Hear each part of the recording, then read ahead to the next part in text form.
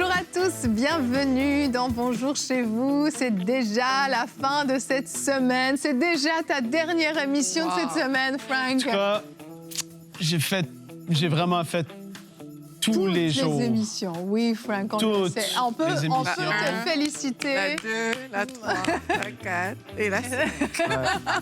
Lundi, c'était avec Nadine.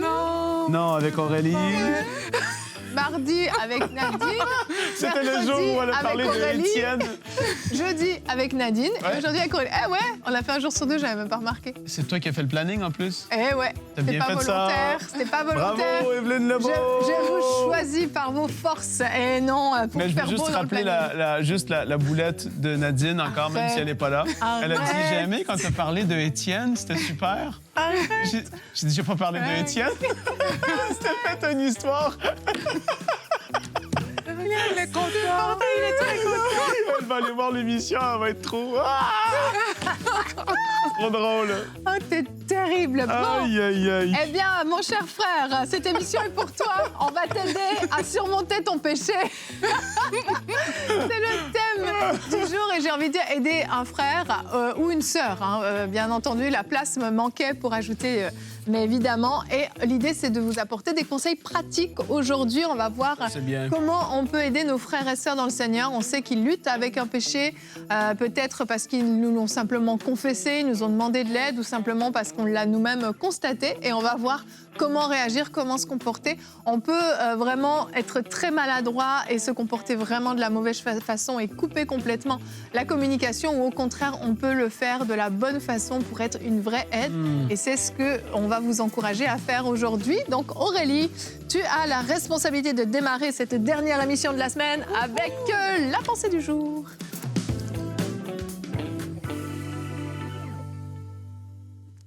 On va commencer cette pensée par un verset qu'on trouve dans Matthieu 18 qui nous dit que si ton frère a péché, va le trouver et convainc-le de sa faute. Mais que cela se passe en tête-à-tête. S'il t'écoute, tu auras gagné ton frère. J'aime bien ce verset-là parce que le but du verset est de gagner son frère. Le but du verset n'est pas d'exclure son frère. Le but du verset n'est même pas de moraliser son frère. Le but, vraiment, le cœur qu'on doit avoir lorsque quelqu'un a péché, c'est de gagner cette personne-là. Et trop souvent, on va voir que quelqu'un va venir nous dire peut-être quelque chose qu'on estime être un grand péché. Et on va commencer peut-être à exposer la personne, à l'humilier. La personne va sortir de là beaucoup plus mal à l'aise que lorsqu'elle est venue se confier. Et vraiment, ce n'est pas le but. Parce que la Bible nous parle de gagner notre frère. La Bible nous parle aussi de la grâce, tout simplement, de Jésus-Christ. Jésus-Christ, lorsqu'il nous regarde, nous, il fait preuve de grâce envers chacun de nous. Et si on regarde à notre histoire, nous tous, en fait, on était des pécheurs. Et le Seigneur Jésus, il est venu nous chercher comme on était. Il nous a purifiés, il nous a lavés. Et c'est ça aussi, c'est ce cœur qu'on doit avoir pour les autres. C'est l'idée de laver la personne, purifiée, entre guillemets. L'idée que la personne doit ressortir de là vraiment en étant propre, en ayant un cœur déchargé. Et non l'idée que la personne va rester dans la condamnation, la culpabilité et se dire « oui, c'est trop grave ce que j'ai fait ». Oui, il y a des choses graves, il va falloir les adresser, mais il y a une façon de le faire. La Bible nous dit dans 1 Corinthiens 13 au verset 7 que l'amour excuse tout, elle croit tout, elle espère tout et il, du coup, parce que je parle de l'amour, l'amour excuse, il croit tout, il espère tout, il supporte tout. Et dès l'instant que quelqu'un a commis une faute et que la personne vient devant nous, vraiment on doit avoir l'amour en fait. On doit avoir l'amour qui excuse tout. L'amour qui croit que de cette personne-là peut sortir quelque chose de bon. Pas l'amour, le contraire de l'amour qui reproche et qui dit « Ah, tu es encore tombé là-dedans, c'est toujours comme ça que tu fais, etc. » Il faut vraiment que les gens à notre contact ressortent relevés, qu'ils ressortent de là vraiment remplis de quelque chose de nouveau avec la volonté de ne plus tomber là-dedans.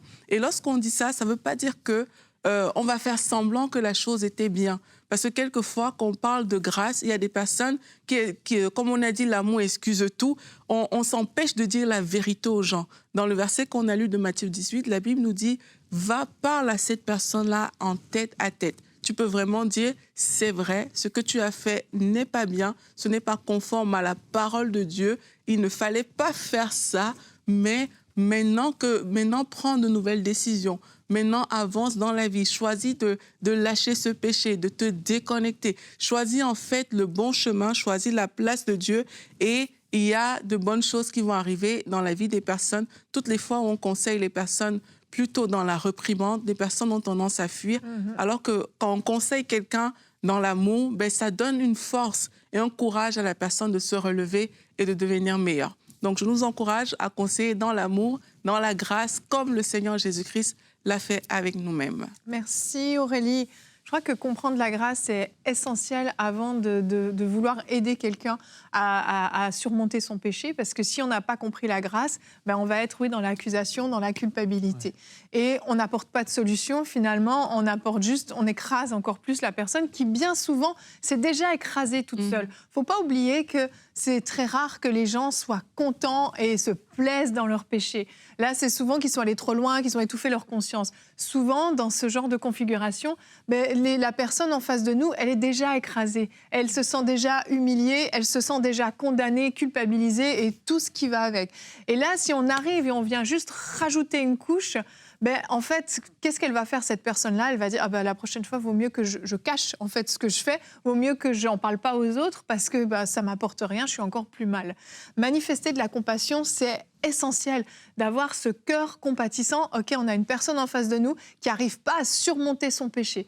C'est difficile et peut-être qu'elle n'a pas les clés, peut-être qu'elle n'a pas eu les bons enseignements, peut-être qu'elle n'a pas compris la grâce de Dieu, peut-être que, etc., etc. De se dire, mais comment est-ce que je peux faire pour gagner mon frère, gagner ma sœur? J'aime vraiment ce verset qui nous parle de gagner.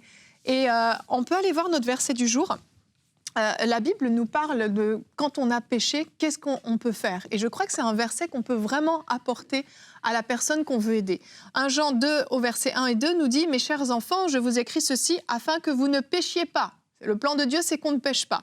Si toutefois, il arrivait à quelqu'un de commettre un péché, nous avons un défenseur auprès du Père, Jésus-Christ le juste. Un autre verset nous parle d'un avocat, Jésus-Christ le juste, car il a apaisé la colère de Dieu contre nous en s'offrant pour nos péchés, et pas seulement pour les nôtres, mais aussi pour ceux du monde entier. Je crois que de donner ce verset à une personne et de lui dire, regarde ce que dit la Bible. Tu vois, il y a une solution en fait. Viens déposer ça auprès de Dieu. Viens demander le secours de Jésus-Christ qui lui-même, en fait, va plaider pour nous, pour qu'on puisse être pardonné. Viens, repens-toi sincèrement et tu vas être aidé, tu vas être fortifié. Je trouve que c'est déjà un bon début de démarche. Ouais, je crois que déjà, le passage d'Aurélie et celui-ci parlent.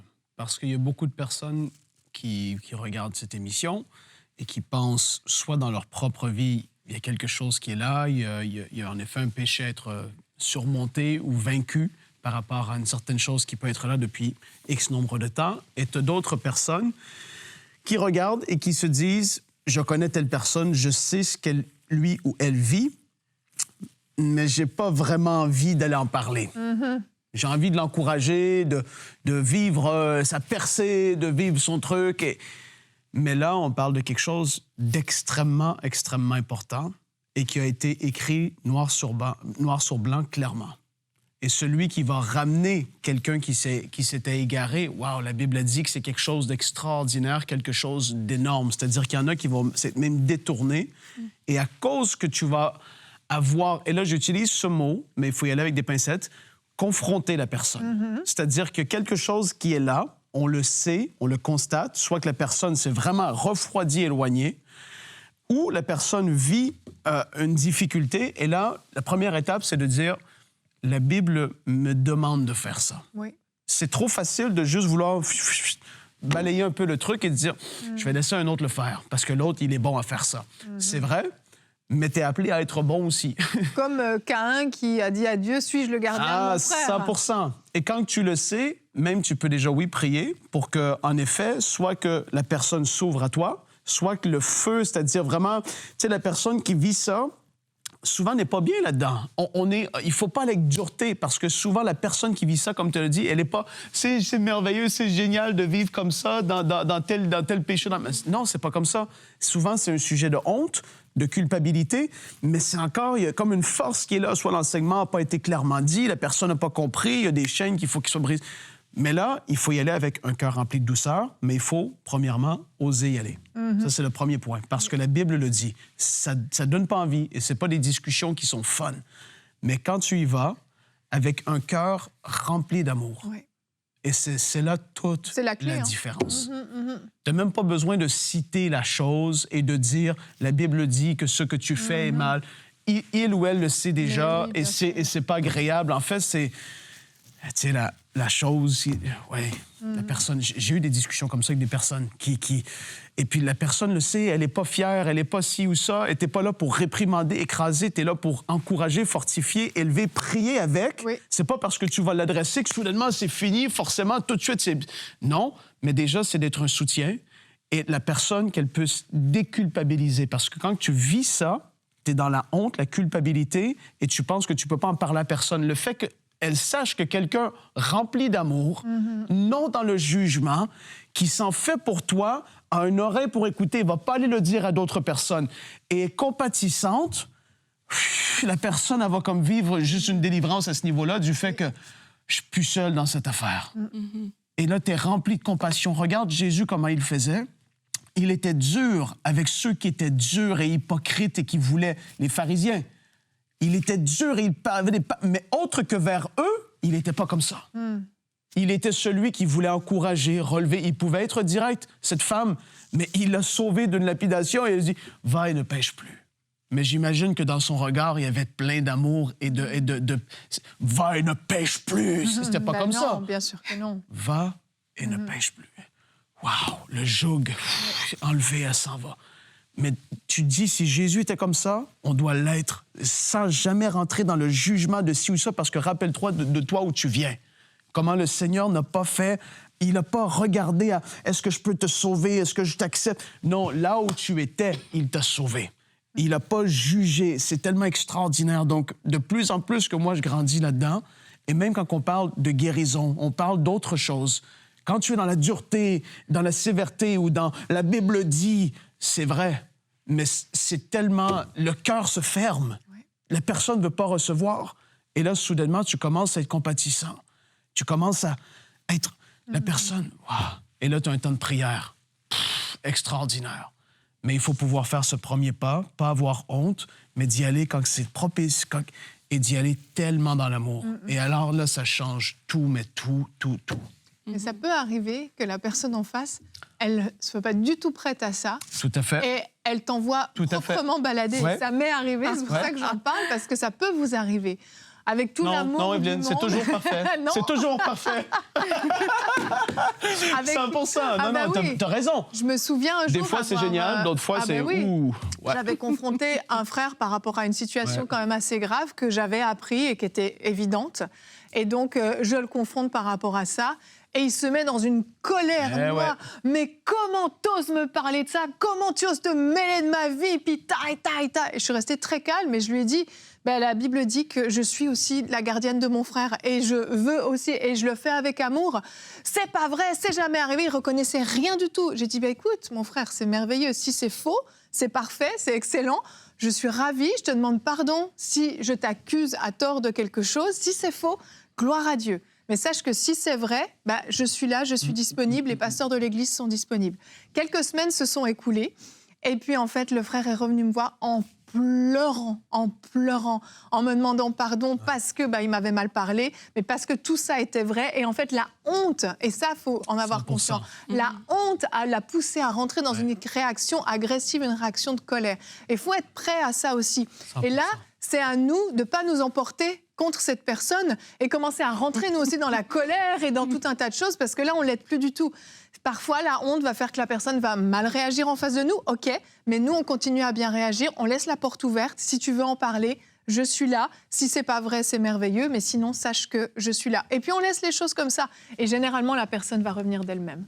Oui, elle va revenir. Et tu sais, quand on est dans l'attitude où on pointe du doigt et qu'on est dans le jugement, quelque part, c'est comme si on était en train de dire qu'on aurait mieux fait dans cette situation-là. Et on ne réalise pas que si on était peut-être dans les mêmes conditions que la personne, peut-être qu'on aurait péché depuis longtemps, avant même cette personne-là. Donc, c'est vraiment important de vraiment rester dans l'amour, comme on est en train de dire, et d'amener les gens pas à pas à se détacher. Je crois que ce qui peut décourager facilement, c'est que parfois tu vas parler, comme on est en train de dire, et tu sens une résistance, tu vois, comme tu as parlé du frère, tu vas sentir une résistance et tu ne comprends pas que le Seigneur, pour certaines personnes, veut juste que tu les accompagnes, en fait. Et l'accompagnement prend du temps. Ça ne se fait pas tout de suite, forcément. Ouais. Peut-être que le Seigneur veut que tu accompagnes cette personne-là. Peut-être la personne n'a pas compris aujourd'hui. Le fait juste de revenir demain et dire « Bonjour, comment ça va ?» Juste ça, il y a un travail qui est en train de se faire parce que tu ne l'as pas rejeté. Les personnes qui sont dans des situations de péché ont tendance à beaucoup se condamner, comme on a dit, et tout ce qu'on dit, elles peuvent interpréter ça elles-mêmes comme du rejet, alors que toi, tu n'es pas en train de rejeter cette personne-là. Et c'est vraiment important de faire le pas vers la personne. Tu la vois peut-être sur une longue période de temps, va encore la voir. Toi, approche-toi d'elle. Toi, vas-y. Parce qu'elle aura tendance à te fuir. Elle ne voudra pas te parler, mais il faut penser à le faire. Jusqu'au jour aussi, il faut aussi proposer aux gens de prier avec eux. Parce que c'est comme si tu l'accompagnes dans le combat. Tu vas reconnaître que ce n'est pas évident, ce n'est peut-être pas facile pour toi, mais on peut t'accompagner, on peut prier avec toi. Et la prière est disponible, en fait. Tu peux te repentir, comme on a dit, si tu le veux vraiment. S'il y a des gens qui ne veulent tout simplement pas. Mais quand quelqu'un le veut, tu lui proposes de se repentir. Et si la personne se repent, tu peux l'accompagner. Tu vois, la Bible dit que celui qui cache ses transgressions ne prospère pas. Mais celui qui avoue et délaisse va obtenir la miséricorde. Amen. Tu vois, donc nous, quand on a en face de nous des personnes qui veulent avouer, qui veulent délaisser, on doit être des agents pour qu'ils obtiennent cette miséricorde-là. Et c'est important d'accompagner. Pour certains, ça va vraiment prendre un petit processus d'accompagnement. Tu n'es pas derrière lui tous les jours, tu es juste présent. La personne sait que, OK, je peux compter sur cette personne-là. La personne continue à me dire bonjour, la personne continue à me parler, elle continue à s'intéresser. Le lien. C'est ça, à moi. Et un jour, comme le frère, le cœur de cette personne va s'ouvrir et tu seras une personne clé. Alors que si tu t'avais jugé, c'est sûr que le frère aurait définitivement fui. Exactement, c'est ça. La porte reste ouverte et puis il sait que justement, il ne se fera pas rejeter, il ne se fera pas juger. Et je pense que c'est important aussi d'encourager à la confession. Le but n'est pas qu'on nous dévoile tout, les détails de tout ce qui est fait dans le secret, absolument pas. Mais encourager la personne à mettre à la lumière son péché est important dans ces moments-là pour justement libérer, enlever la honte et donner l'opportunité au Saint-Esprit de faire cette œuvre. Et là, le but, c'est pas d'aller à la chasse au péché. Hein. Après cette émission-là, c'est S'il pas vous plaît. Ouf, au secours. Non, c'est pas de rentrer là-dedans. Maintenant, tu peux avoir quelqu'un que tu côtoies, tu sens que la personne est down. Tu la vois triste un peu. Et le fait de pouvoir dire, tu discernes, mais d'autres fois, le fait de dire, comment ça, j'ai l'impression que tu es un peu, y a-tu un défi, y a-tu quelque chose qui est là, sans dire, as-tu un péché caché dans ta vie? Est-ce que y a-tu un défi, y a quelque chose que je ne sais pas, peut-être, il y a un truc. À un moment donné, la personne, quand tu es rendu même au point où est-ce que tu es mal à l'aise ou tu es triste ou ça devient lourd, c'est souvent que ça va sortir parce que la personne, elle est tellement sous soit une conviction de péché du Saint-Esprit ou sous une lourde condamnation, un ou l'autre, ça va même paraître dans le visage. Et là, juste, y a-tu un défi, y a-tu quelque chose? Veux-tu peut-être mettre à la lumière, veux-tu dire? C'est des simples mots qui vont pas, et puis ce qui est important, moi, c'est quelque chose que je trouve, en tout cas, le fait de le dire, on sent quand le cœur n'est pas dans le jugement, mais de pouvoir le dire. On parle du pratique, là. Oui, bien sûr. Est-ce qu'il y a un défi, peut-être, que je ne sais pas en ce moment? Il n'y a aucun jugement. Je veux que tu saches, il n'y a aucun jugement. Je vais dire ça à personne. Tu peux avoir confiance. Si tu dis quoi que ce soit, ça reste entre nous. Déjà, ça fait un cadre de confiance et ça détend l'atmosphère. Et la personne, soudainement, elle peut se mettre à pleurer, elle peut dire oui, j'ai telle affaire. Peut-être qu'elle va dire non, mais ça va faire son chemin. Dans une semaine ou deux, comme on le dit, la personne revient parce que soudainement, la confiance est là. Mais il faut pouvoir être ces personnes. Et si on le dit, faites-le. si on dit qu'on dit à personne, Ah va oui, jamais t'ouvrir la trappe, va pas non. commencer. Oublie, ça c'est terrible de faire ça. Tu brises Si la on est relation mais de confiance. 100%, et c'est devant Dieu, c'est même pas correct. Non. Si tu dis que tu diras pas, excepté, bon, on sait bien, des crimes, des trucs, là, mais en majorité du temps, il n'y aura pas besoin forcément de ça. Donc, de faire ce qu'on dit et de mettre ce cadre de confiance, c'est Mais important. par contre, si c'est trop lourd, parce que ça, c'est important aussi. Il y a Aussi. des fois des situations, on ne peut pas les gérer. C'est trop lourd. Ouais. Encourager la personne à aller parler avec le 100%. pasteur, avec un Ouais. des pasteurs de l'Église, avec quelqu'un qui est qualifié pour gérer ça. Ne vous mettez pas dans une situation compliquée ou bien, je ne sais pas... Tu n'as vous pas les êtes une- réponses, tu essaies de les Non, trouver. ou vous êtes une sœur, non. le frère, il a des problèmes de pornographie et vous commencez à vouloir l'aider ou inversement. Faites attention à ça quand Ouais. même. Vraiment, soyez sages. Les choses qui sont illégales, évidemment. Ben, on sait bien sûr, c'est ça. On ne parle pas de ces choses-là forcément Non, ici. non, mais c'est important de savoir que, Ouais. tu sais, il y a des fois, ça nous dépasse. Des fois, on n'arrive pas. On a essayé d'aider, on n'a pas 100%. réussi. Mais ne vous embourbez pas là-dedans. Dites, allez, viens, on peut aller même, si tu veux, je peux t'accompagner. On peut aller parler avec le pasteur. Prenons un rendez-vous. Ouais. Je peux t'aider si tu veux, mais là, je sens que ça me dépasse. J'ai pas la compétence pour t'aider. C'est OK. Et à l'inverse... Je vais en parler aussi parce que des fois, on peut... Attention au fait de minimiser. Non, bah, c'est pas si grave, en fait. Quelqu'un vient vous raconter ce qu'il vit, ce qu'il partage. Ah, c'est seulement ça. Ah, bah, t'inquiète pas, c'est pas grave. Non, mais tu sais, Dieu comprend. Puis la grâce de Dieu est disponible. Mais tu vois, on en fait de la grâce une excuse pour pécher. Ouais. Attention à ça. Parce que là, vous avez l'opportunité. Vous avez quelqu'un en face de vous qui a un cœur repentant, qui veut confesser, qui veut se repentir. Et là, vous venez minimiser ce qu'il fait et dire oh, que c'est rien du tout finalement. Ah, ben moi aussi, tu sais, j'ai fait souvent, puis c'est pas grave. Hein. Attention à ça. Ah non, je prévois tous les cas de figure. Non, mais 100%. Parce que, attention, on a une responsabilité à ce moment-là. Ouais. Parce que là, c'est pas qu'on gagne un frère, c'est qu'on perd un frère. Ah, ça, c'est sûr. Et c'est très, très dangereux. Et devant Dieu, on devra rendre des comptes par rapport à ça. Donc, attention à ça. On prend les choses au sérieux. On ne plaisante pas avec le péché. C'est pas un jeu. On est très sérieux par rapport à ces choses-là. Et il y a aussi des cas où il y a des choses qu'on doit exposer. Parce que parfois, c'est déjà arrivé dans certains milieux que le péché que tu fais affecte des gens. Donc, il y a eu un impact, une conséquence dans la vie d'autres personnes. Et c'est des choses qu'on ne peut pas juste garder. C'est comme la pomme pourrie. Ouais. Tu vois, c'est des choses qu'on ne peut pas juste couvrir. Mais ça prend aussi une certaine sagesse pour gérer ça. C'est pour ça que j'aime bien quand tu as dit de faire intervenir parfois des personnes en responsabilité. Lorsqu'on a certaines situations devant nous, c'est qu'il y a des personnes qui peuvent gérer certaines manières. Je pense vraiment spécifiquement aux choses qui... Il y a des choses qui viennent ternir la foi des gens.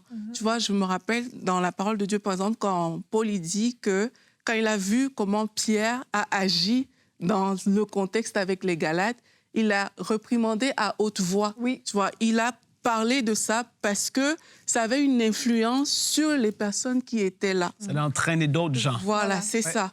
Et quand on est dans ce type d'action-là, qu'on voit clairement que ça entraîne des gens, ben, il y a des choses qu'il va falloir parler et exposer quelque part pour que ça ne devienne pas une occasion de chute pour d'autres personnes. Ouais. Et ça aussi, il faut en avoir conscience. Et Tu vois, tout ne sera pas comme toujours caché et tout. Donc, 100%. Et là, on est dans l'émission, majoritairement, on parle des amis, quoi. Oui. Des personnes que tu es... Quand ça touche dans l'Église locale, je parle, là, et il y a quelque chose qui se répand ou quelqu'un qui va amener un truc bizarre ou qui fait La ci ou médisance, la rébellion, qui devient une personne dangereuse au niveau de l'esprit, tout ça. Là, les pasteurs doivent intervenir, ils Bien doivent être au sûr. courant, évidemment. Et c'est dans ce cas de figure, comme tu dis, Aurélie, qu'il faut, il faut pas jouer avec ça. Et la parole, là aussi, elle est claire. Et des fois, quand on voit comment Paul et les apôtres réglaient des choses dans l'Église, aujourd'hui, tu dis, ouf, c'est pas forcément simple quand même. Si tu l'as repris, il recommence. Et là, il doit être où et fou. Ouais, des fois, c'est faire réfléchir. Effectivement. Et Et ouais. puis, je vais quand même finir le verset que tu avais commencé. Tu avais lu Matthieu 18. Et là, pour le coup, bah, c'est Jésus qui parle. Matthieu 18 à partir du verset 15. Donc, Aurélie l'a lu. Si ton frère a péché, va, reprends-le entre toi et lui seul. S'il t'écoute, tu as gagné ton frère. Jusqu'ici, c'est ce dont on parle. Maintenant, s'il ne t'écoute pas, prends avec toi une ou deux personnes afin que toute l'affaire se règle sur la déclaration de 2 ou 3 témoin. Ben oui, il y a des fois des circonstances comme ça où il va falloir confronter à plusieurs parce que c'est quelque chose de grave qui est en train de se passer. On peut juste pas dire c'est pas grave, finalement la personne m'a pas écouté, je laisse tomber, puis la personne continue à nuire à d'autres. Faisons attention par rapport à ça. Et verset 17, s'il refuse de les écouter, dis-le à l'Église. Et s'il refuse aussi d'écouter l'Église, donc quand on dit l'Église, ça va être au pasteur. S'il refuse d'écouter l'Église, qu'il soit pour toi comme un païen et un publicain. Et là, c'est très dur, ces propos, mais ce n'est pas moi qui les ai inventés, c'est ce que la Bible dit. Quand quelqu'un a tellement endurci son cœur, est complètement fermé à toute repentance, malgré ton intervention, l'intervention d'autres frères et sœurs, l'intervention des pasteurs, malgré tous les conseils qu'on a pu vous donner, où on a manifesté la compassion, la grâce de Dieu, on a donné des versets, on a fait tout ce qu'on a encouragé à confesser, la personne refuse, la personne a endurci son cœur, la personne ne veut pas se repentir, eh bien là, ça devient un danger, parce que peut-être qu'elle a ouvert des portes dans un certain domaine de sa vie, mais vous ne savez pas ce qu'elle va pouvoir faire après. Quand ta conscience ne te reprend plus, il n'y a plus de limite. Et là, ça devient danger. Et donc, Jésus dit, dans ces cas-là, ne considère plus cette personne comme ton frère ou comme ta sœur, parce que clairement, il ne manifeste pas les fruits de quelqu'un qui est né nouveau. Et c'est là que tu vois, c'est une émission où pour aider les gens à sortir du péché, mais on ne joue pas avec le péché. Absolument Jésus pas. a tellement été... Et donc, on parle d'aider les gens, d'être gentil dans l'amour, tout ça. Il faut tout ça, aussi. mais il y a une fermeté par rapport au péché et on ne rit pas avec ça. Et il ne faut pas rire avec ça parce que c'est très sérieux et ça peut éloigner quelqu'un et des conséquences éternelles. Bien sûr. Et puis, Aurélie l'a dit, des fois, ça touche à d'autres personnes. Tout à fait. C'est que ça ne te concerne pas que toi. Il y a des choses, des fois, très graves qui peuvent avoir lieu et on va cacher, on va camoufler, on devient finalement complice de ces péchés-là. Et là, ça devient très grave. Donc, on termine sur une note un peu plus ferme, mais je pense que c'est important aussi. Il y a l'amour, il y a la compassion. Bien sûr, on ne juge pas tous les conseils qu'on a donnés, mais il y a des moments où la fermeté va être de rigueur parce que justement, oui, c'est pas un jeu. La sanctification, ça fait partie de la vie chrétienne, c'est pas une option dans la vie chrétienne. Et on prend ces choses très, très au sérieux parce que, comme Aurélie l'a dit, le principe de la pomme pourrie, si on tolère quelque chose dans l'Église ou dans un groupe de chrétiens, peu importe, généralement, ça va finir par se répandre. Et là, on attriste le Saint-Esprit. Aurélie peut être ferme en terminant cette émission, peut-être. Tu aurais une parole de fermeté. Pourquoi tu dis ça? Non, attends, prions rapidement pour les personnes qui se sentent repris aujourd'hui par rapport à cette parole. Donc, si vous savez que vous avez un péché qui est là et que vous voulez vous en débarrasser aujourd'hui, vous pouvez juste vous repentir, en fait. Comme la Bible dit, celui qui cache ses transgressions ne prospère point, mais celui qui les avoue et les délaisse obtient miséricorde. Seigneur, tu vois tes enfants qui sont là, qui reconnaissent humblement devant toi qu'ils n'ont pas toujours bien agi et que oui, ça a peut-être impliqué d'autres personnes qui n'ont pas été parfaits. Seigneur, nous savons que par Jésus-Christ, tu nous as purifiés, tu nous as pardonnés. Et Seigneur, on croit que c'est ce travail de repentance que tu es en train de faire dans la vie de nos frères et de nos sœurs qui nous écoutent aujourd'hui. Et on te dit merci, Seigneur, pour les cœurs que tu libères alors qu'ils sont devant toi en train de déclarer leurs fautes. Merci, Seigneur, pour tous ces cœurs qui sont libres et que Satan ne tiendra plus à cause de ses péchés. Alléluia. Amen. Amen. Amen. On a terminé? Vraiment. C'était un petit marathon vraiment, quand même. Hein? Vraiment. Bravo. Frank, tu as fait Toute 5 la émissions. semaine. Hein? Toute... Je fais ça toutes les semaines. Tu me voyais venir, bah, bien sûr. Ça fait 5 jours que tu nous dis la même chose. J'étais là le lundi, le mardi même, le mercredi, après le Thursday, and now Friday. Bravo. Tu veux faire samedi, dimanche? Aurélie, bravo pour ton intervention, Allez. Aurélie. Bravo, c'était super. Merci à vous d'avoir été avec nous toute cette semaine, d'avoir supporté Frank toute la semaine avec nous. Mais je sais repars que vous pour un l'aimez mois, tellement. là. Ah non, interdit. Non, sans effet. Interdit. Et nous, on va se retrouver dès la semaine prochaine pour de nouvelles émissions. J'espère que vous avez été bénis, encouragés par cette belle semaine. Et la semaine prochaine, ça va être une belle semaine. Si je ne me trompe pas, on sera déjà la semaine de Pâques la semaine prochaine. Et on a un programme spécial. Donc, ne manquez pas. Allez, à lundi.